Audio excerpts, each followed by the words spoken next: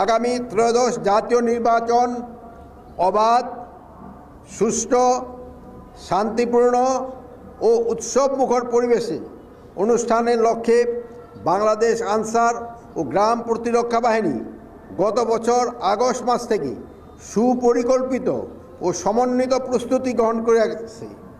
নূতন প্রশিক্ষণ নীতিমালার আলোকে ইতিমধ্যেই ৫৬,০০০ উপজেলা থানা কোম্পানি আনসার, ২,৫৫,০০০ টিডিপি সদস্যা এবং ৩,০০০-এর অধিক আনসার ব্যাটালিয়ন সদস্যকে মৌলিক প্রশিক্ষণ প্রদান করা হয়েছে।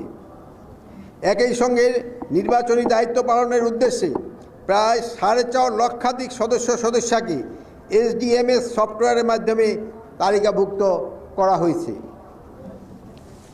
আসন্ন ত্রয়োদশ জাতীয় সংসদ নির্বাচন সারা দেশে মোট ৪২,৭৬১টি ভোট কেন্দ্র, প্রতিটিতে ১৩ জন করে সর্বমোট ৫,৫৫,৯৫৮ জন আনসার ভিডিপি সদস্য দায়িত্ব পালন করিবেন। প্রতি ভোট কেন্দ্রে নিয়োজিত ১৩ জন সদস্যের মধ্যে থাকবেন ৩ জন অস্ত্রধারী, ৬ জন অস্ত্রবিহীন পুরুষ সদস্য এবং ৪ জন অস্ত্রবিহীন নারী সদস্য।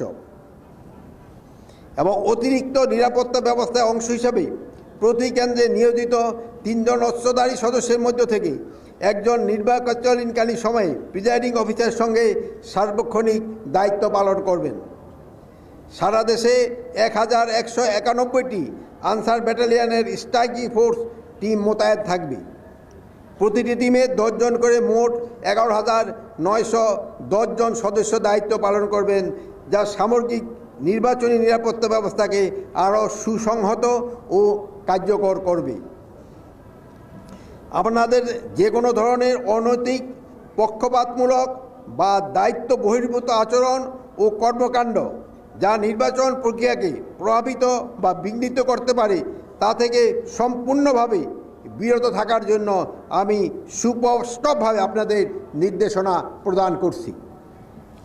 দেশের ভবিষ্যৎ কল্যাণে একটি সুষ্ঠু, অবাধ ও নিরপেক্ষ নির্বাচন সফলভাবে সম্পন্ন করার পবিত্র দায়িত্ব সকলকে কাঁধে কাঁধ মিলিয়ে নিষ্ঠা, সততা ও পেশাদারিত্বের সঙ্গে পালনের অঙ্গীকার করতে হবে।